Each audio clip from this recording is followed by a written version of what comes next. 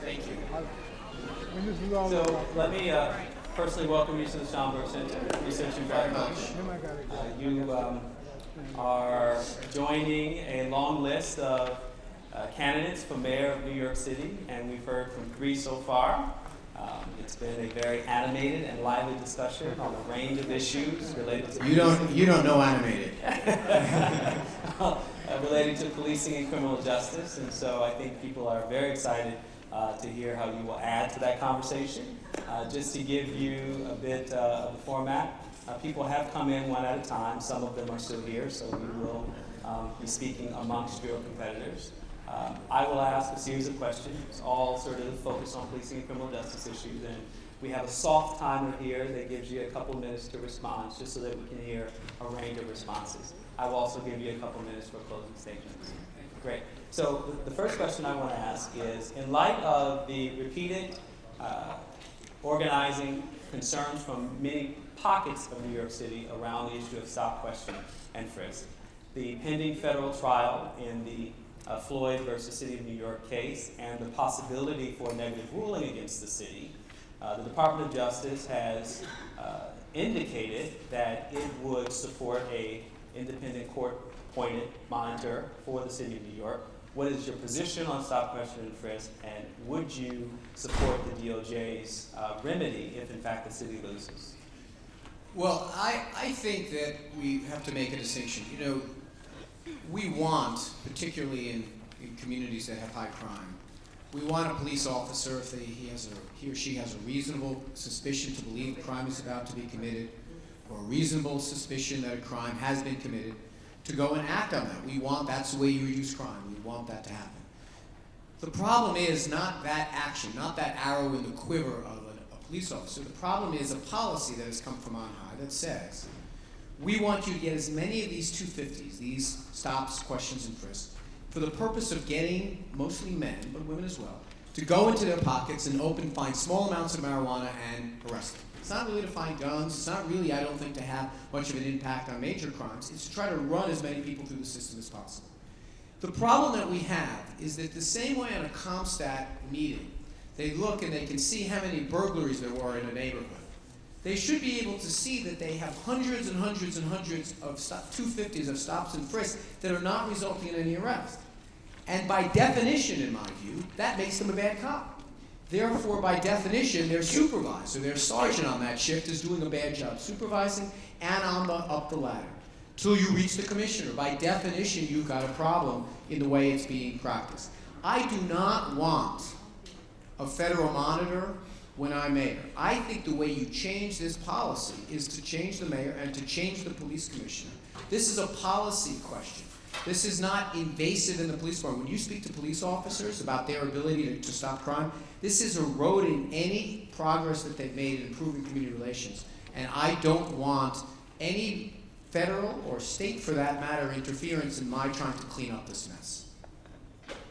So that means, to ask a question that's related to this, you would not be in support of arrest quotas as a form of productivity goals, or the use of CompStat to drive the argument that this is where crime is happening, therefore we would expect to see a certain number of stops in those areas. Well, I don't think you want a certain number of stops. I got to tell you, what I would have is, I would have at CompStat meeting the precinct commanders being questioned on crimes, but also being questioned on 250s that didn't result in any evidence of a crime. Because that, to me, is a barometer. This is a measurable, knowable problem, that if you have officers that are doing it, they're making a mistake. Look, let's remember what the standard is. You have to have a reasonable suspicion that a crime has been committed or a crime is about to be committed.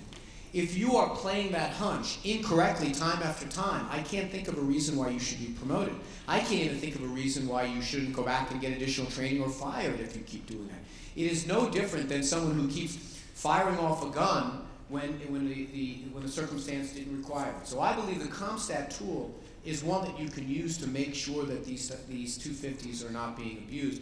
Quite the opposite of what is being suggested in the testimony in the trial, which are officers being sent out there saying, we're going to judge you based on the number of notches in your pad on the 250s. That's why they're putting things like furtive movement, because they need some reason to write down, and the reason the officer is doing that is that's the order he's getting. So would you get rid of the 250?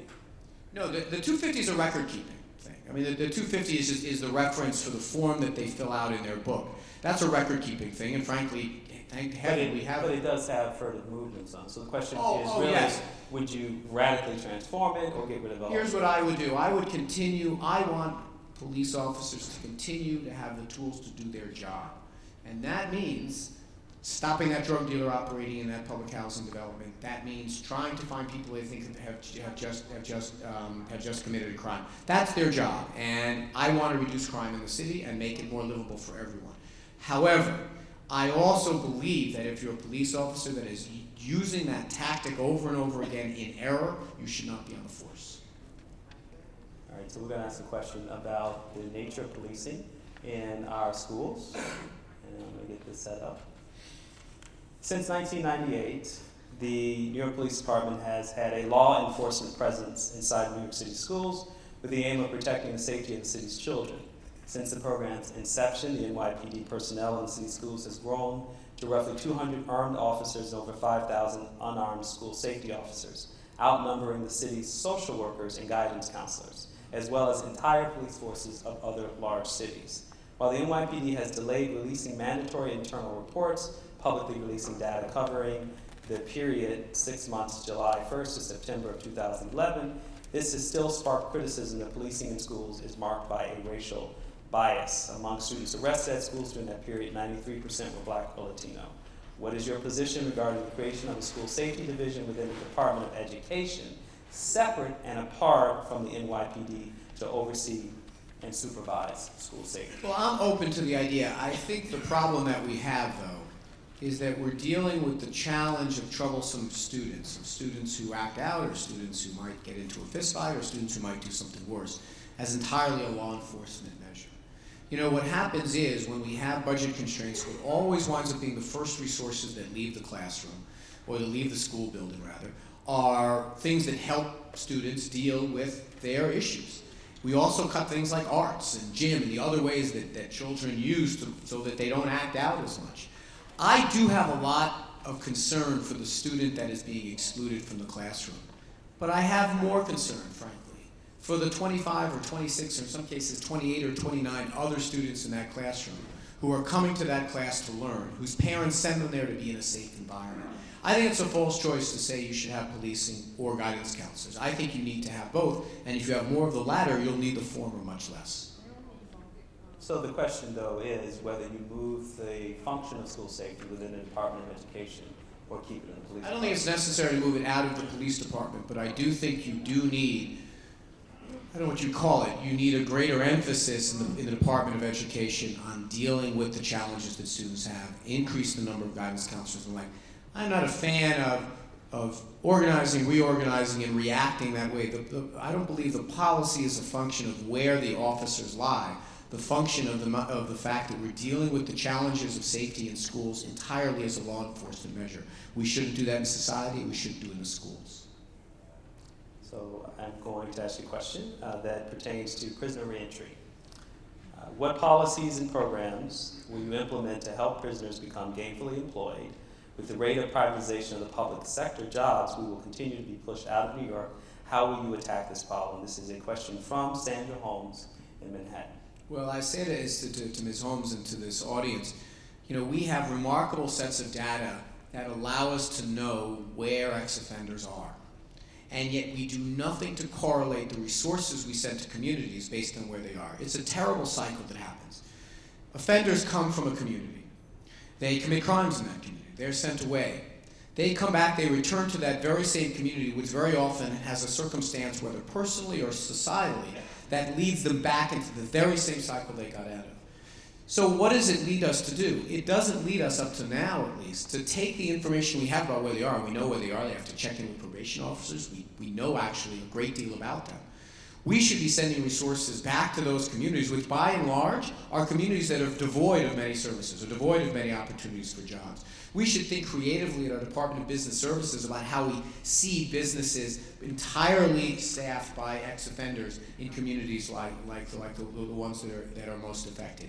This is a chronic problem, but it's also a problem that we actually know a lot about, and it's a problem that, tragically, is concentrated. You can see on a map of where ex-offenders congregate, where they are, and I think that allows us the opportunity to target resources there, and whether it be business resources, education resources, cultural resources, the types that hopefully will end the cycle of recidivism and reentry. Thank you. At Rikers Island, as you know, there's a growing effort nationwide to greatly reduce the use of solitary confinement. The UN Special Rapporteur on Torture has stated that anything over 15 days in solitary amounts to torture, and for particular populations, any time at all is considered torture. Despite this, the Department of Correction in New York City has recently expanded its capacity to keep people in solitary cells. Many of the people in solitary on Rikers Island have diagnosed mental illness or are adolescents as young as 16, groups which researchers have shown may face irreparable harm in this form of isolation. What do you think about this, and as mayor, what would you do to address this situation? We have a tragic funnel that takes place at Rikers Island that allows us opportunities. One opportunity it provides us is to capture a universe of people that is disproportionately has difficulty with drugs, disproportionately has mental illnesses, disproportionately have, frankly, all kinds of issues. And again, we don't seize the opportunity that we have with these, by and large, young men passing through the system to try to figure out why they're showing up again and again. One of the worst things that we do in the penal system is we create an environment that makes it much more likely that we're going to have them visit us again. Solitary confinement, in an evolution of information and knowledge that we've had only in the last 10 or 15 years, has shown pretty clearly, A, it doesn't work. Very often it compounds the diagnosed problems that these people have. And frankly, it's something that gets used a lot by our jailers as a lazy tool, because it's the easiest possible thing that you can do to throw someone into the box. I would like to see a year-over-year reduction for my commissioner to say, I want to see reductions in the number of people in solitary. I want to see an increase in the amount of drug treatment that we provide to people when they come through the doors. And the only measure of whether we're doing a good job at Rikers is a simple one: whether there's recidivism. If we can create an environment that reduces recidivism, that's the way we know we're doing something right while they're in the jail system. The issue of recidivism as the standard measure of success for either prisoner reentry or services offered to individuals while detained, or in this case incarcerated at Rikers Island, misses, of course, the larger structure of economic disadvantage that plagues many communities. Which is to say, what do you see as the responsibility of the City of New York to address the economic crisis in many communities with regard to prisoner reentry opportunities? That ain't enough. Sorry. Look, this is a larger conversation about a larger structural problem we have in New York. We have been losing middle-class jobs and replacing them with, albeit more, low-wage jobs, essentially poverty-wage jobs with no benefits. So what is that doing? It is forcing these middle-class wage earner workers to compete with the low-wage jobs that disproportionately have been starter jobs for young men of color, for people who have gotten out of incarceration, the people that really need that first rung.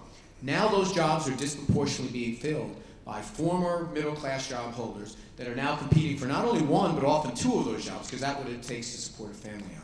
What else do we find? We find that those jobs that we're creating a bunch of now in the restaurant industry, in the hotel industry, and I suppose they're better than nothing, but just barely. They don't have benefits, so they don't have health care. So often the health care that they're not getting winds up manifesting itself in all kinds of other challenges and demands, and makes it more likely that they're going to lose that job. We have to reorient City Hall around the idea of protecting the middle class and those that aspire to make it into the middle class. It doesn't just include the formerly incarcerated. This is a pressure that we're seeing in our economy, arguably that's nationally, but it's even more acute here in New York City. We are putting so much downward pressure on the bottom rungs of the economy, compressing, I'll tell you the facts. We have a 20% rate of poverty in the city, and that's $26,000 or $27,000 a year.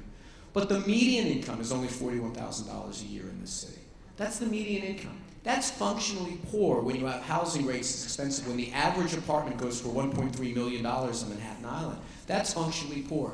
I just finished 7 days of what's called the SNAP Challenge, where I lived only on the food stamp budget, which is $1.50 a day, $1.50 a meal. I have to tell you something.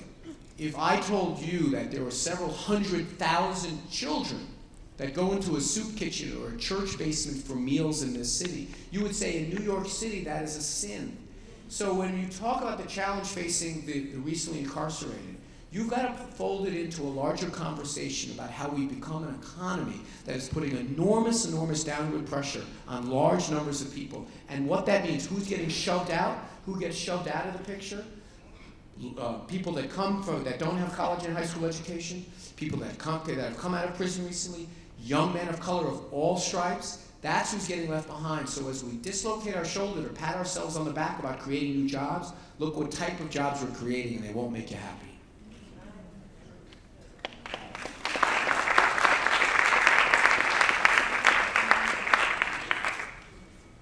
All right, give us a little chance to reset here. Do you believe that there are more effective ways to bolster anti-terrorism efforts amongst communities identified as such? And here in New York City, the NYPD has identified the Muslim community as the primary threat to terrorist activity by providing equal protection of Muslim New Yorkers' civil liberties. So the question is, do you believe there are alternatives to existing practices that trade on civil liberties in the Muslim American community and anti-terrorism efforts? Well, let me make one meta point about this. We have to end the period in American civic life where our leaders feel the necessity to scare us. We are smart people. We understand the challenge faced by international terrorism. We've seen it. We all know someone that was lost on September 11th. But that doesn't mean that we need our mayor or our president to stand up and say, you've got to give up your rights, or you've got to pay more taxes, or you should be frightened in your own home because of the fear of terrorism. A good leader is someone who says, go about your lives. We'll allocate the resources as appropriate. We'll protect you. You should not live with a sense of fear. You know, I have a son at home whose mother is Muslim. I can tell you that I don't like the notion. Is that your wife? The son at home whose mother, I thought, yes. All right, I just wanted to make sure I wasn't confused. All right.